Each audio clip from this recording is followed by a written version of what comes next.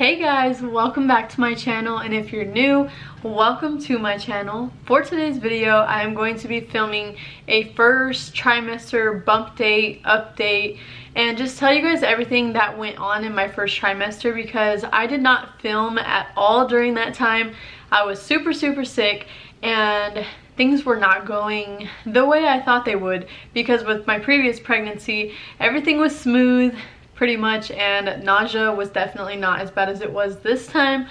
But without further ado, let's get right into today's video. So to start off, I found out I was pregnant in June, which put me at around like 4 weeks, 5 days pregnant. Around that time, right when I missed my period, I took a pregnancy test and I found out. And it was pretty early on in the pregnancy, so things were going pretty smooth at that time. Still didn't really have any symptoms besides a missed period. Around a week later, 5 weeks and some days, I started getting my first pregnancy symptoms, which was nausea. The first time I got my nausea and vomiting, we were on our way to Santa Cruz. We were doing a little trip. It took like 5 hours to get there, so I was having like car sickness, and I didn't really put two and two together that I was going to have morning sickness. I just thought it was because we were in the car so long. And when we got to Santa Cruz, I was nauseous by the smell. I was nauseous by every little thing that we were looking at and just walking past, and it was a horrible situation in Santa Cruz. I recorded that day, but I did not end up editing because I was just so sick that I didn't even touch the computer. I wasn't even on my phone like my whole first 12 weeks of pregnancy. Seriously, I was just like dead on the couch. Not even joking. The other pregnancy symptoms that I had were like headaches, and like I was always tired, and you know, just the regular pregnancy symptoms. Things were going really horrible at that time. Like I couldn't really take care of Logan the way I wanted to. I had just started doing like preschool for him in a way. I went to Michael's and Target and got him a bunch of school supplies and got him a backpack, and like was starting things for him so that he could start learning and we could start schooling a little bit. But that ended pretty quickly once I got my sickness, because my sickness lasted from the time I woke up until the time I went to sleep. I rarely got to eat. I probably ate breakfast a lot more than I ate lunch and dinner, but it was weird because usually with Logan, I was sick in the mornings and then it would kind of just like go away towards the end of the day. And for this pregnancy, I was not so sick in the morning, but super sick as the day went on. So that means I did not really take Logan for walks outside, didn't really take him to the park, didn't really go hang out with friends or family, wasn't going to the store with Sam. He was doing all the grocery shopping, all the cooking, because I could not stand the smell of anything. I could not even look at food without throwing up and being sick. So it was like putting tension on our relationship in the beginning because, you know, all of that stress on him plus him working and everything was just not going well. And the fact that at night was my worst time to be sick, it was like a lot harder for him. So in the mornings I would take a shower with Logan and get all those things done, because at night I really could not do anything. I was so attached to the couch, and morning sickness is real. I did not really have it with Logan, so like I thought people were being dramatic when it came to sickness or, you know, all that stuff, and I thought I could hold it down. Like I thought I had a technique to where I could act a certain way and then I would just be able to hold down my throw up. But no, with this pregnancy there was no holding it down. There was no going outside and getting fresh air to take away my nausea. I had to be in that bathroom right when I felt that way so that I can get it out. And it's not even like I would throw up and then I would feel better. Maybe I would feel better for about 10 minutes and then the nausea would just kick back in. And in order to not throw up, I would literally just have to lay on the couch and not do anything, not look at anything, not hear anything, and just be there. And that's it. So the timings when I had to get up and do things, that's when I would just be constantly getting sick. So like that's what my first trimester consisted of. I was sick the whole time, and because of that, there was a few times where I was so dehydrated or so vitamin I don't know what it's called, vitamin deficiency, I would have to go to urgent care and they would have to give me a fluid IV, like they would give me fluids through an IV, and that would help for a few days, just keeping me hydrated and able to move around and stuff, because when I was dehydrated it would like take away the energy that I could have if I was drinking water. It's just when I would drink water I would just throw it up anyways and I would get even more dehydrated. So all of those things were not good.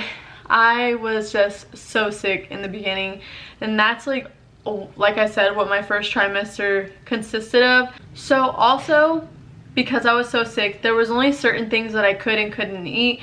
So things that would really set me off was things that I really liked to eat before I got pregnant, such as spaghetti, fettuccine alfredo, all the pastas. I used to love pasta, pizza, like what else?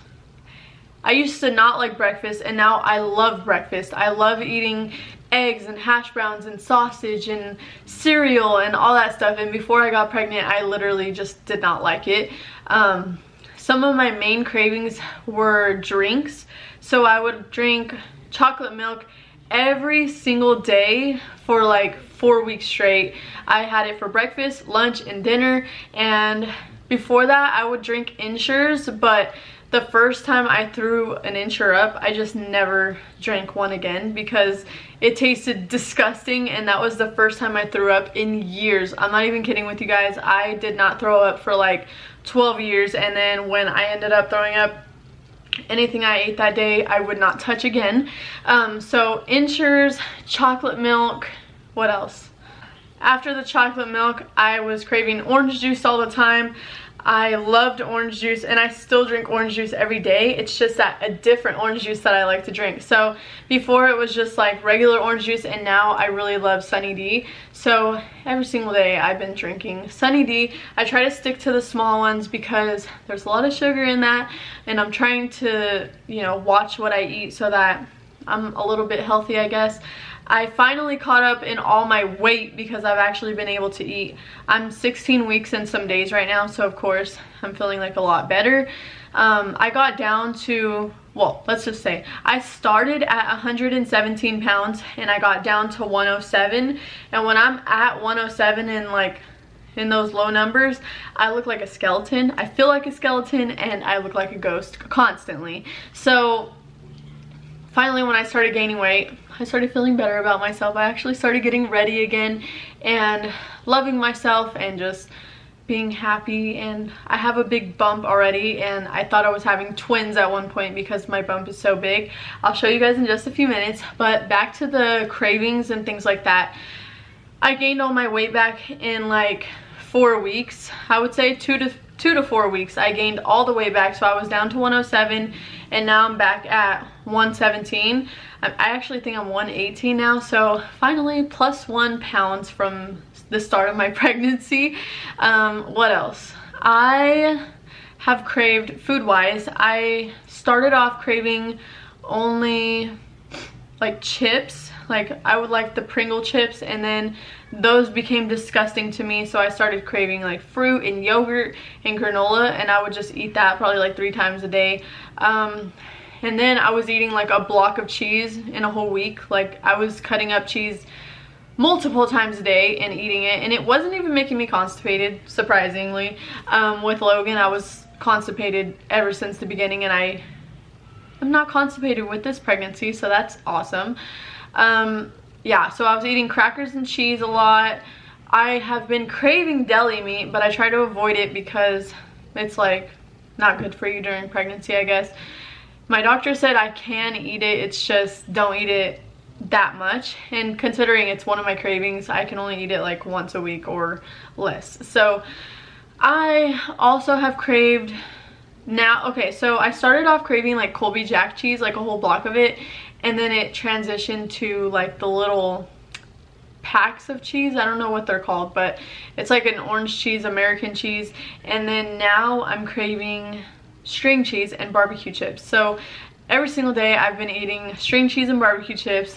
At one point I was craving apples, I was craving oranges, like everything is different. Like almost every single week I crave something different. So, and also like what I used to love, such as everything I just named, I don't really like to eat anymore. So just because it was a craving back then doesn't mean I like it anymore, such as the chocolate milk. I haven't drank chocolate milk in months. And the orange juice that I used to drink, nope, won't touch it. I won't even touch a block of cheese. With how much I ate it, it's surprising that I will not touch it. So now I'll show you guys my bump. Let me get out of this chair. So this is my 16-week bump, obviously. Let's pull this. So my bump is pretty big, like I just showed you guys.